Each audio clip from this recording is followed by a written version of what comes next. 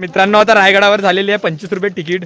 तर तुम्ही येण्या अगोदर कॅश घेऊन यावे, कारण का इथं नेटवर्क वगैरे राहत नाही. आजच आमच्यासोबत घोटाळा झाला होता, 100 रुपये कमी पडले होते आम्हाला.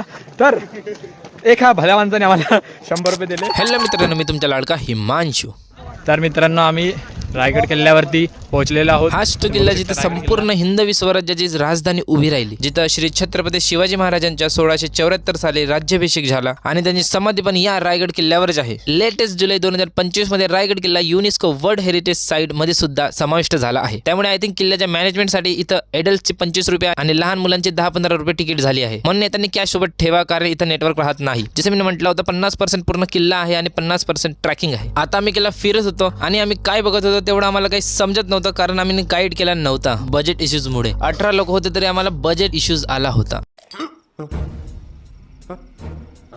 तर मित्रांनो आम्ही गाईड नाही केलं राहून तर आम्हाला काही समजत नाही आहे. घरी जाऊन यूट्यूबवर व्हिडिओ बघू.